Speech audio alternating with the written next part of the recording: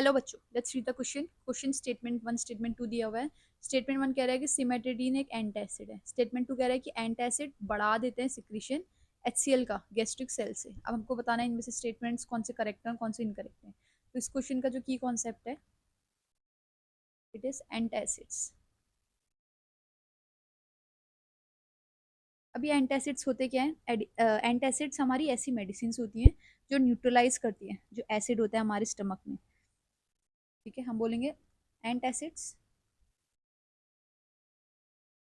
Are medicines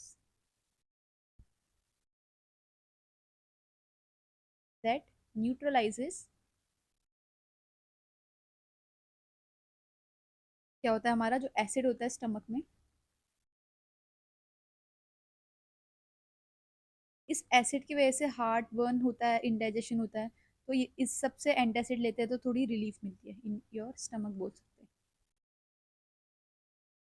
to relieve indigestion और heart burn जो होता है।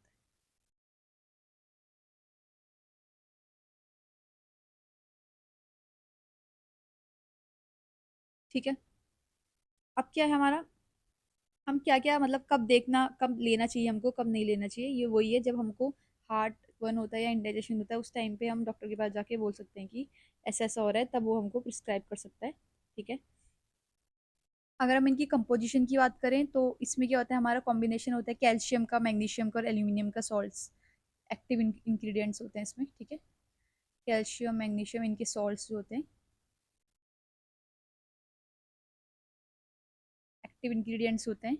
ये हमारा जो पेट में स्टमक में हमारा एसिड होता है उसको न्यूट्रलाइज करता है, और ये पेप्सिन को भी इनहिबिट करता है, इनहिबिट पेप्सिन। और ये पेप्सिन क्या रोल प्ले करता है, ये प्रोटीन डाइजेशन में रोल प्ले करता है। पेप्सिन हाइड्रोक्लोरिक एसिड जो होता है स्टमक में, उसके साथ वर्क करता है और क्या करता है, एक एसिडिक इन्वायरमेंट प्रोवाइड करता है जो कि जरूरी होता है हमारा फूड को डाइजेस्ट करने के लिए। ठीक है, तो ये क्या करता है, मतलब न्यूट्रलाइज कर रहा है। अब हमको स्टेटमेंट वन पढ़ते हैं, ये बोल रहा है सिमेटाइडीन इज एन एंटासिड। अब सिमेटाइडीन की बात करें अगर हम, तो ये बच्चों एक एंटासिड ही होता है, ये भी एक। और ये क्या ट्रीटमेंट के काम आता है, जो एसिड रिफ्लक्स होता है और जो पेप्टिक अल्सर से डिजीज कॉज हो जाते हैं, उससे ये काम करने में हेल्प करता है। तो सिनेटिन क्या करता है, ये एक हिस्टामाइन H2 रिसेप्टर एंटागोनिस्ट होता है, H2 रिसेप्टर एंटागोनिस्ट। और ये जो अमाउंट ऑफ एसिड होता है स्टमक में, उसका जो प्रोडक्शन होता है उसको रिड्यूस कर देता है। रिड्यूस करेगा तो एसिड कम होगा, इसका मतलब जो हमारा इंडाइजेशन हार्ट बर्न हो रहा है वो क्या होगा, फिर उसमें हमको रिलीफ मिलेगी।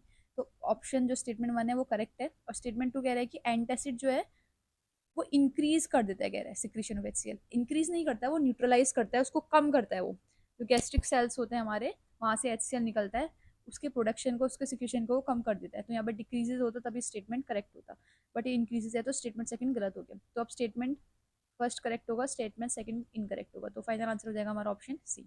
आई hope you understood this question बच्चों, थैंक यू।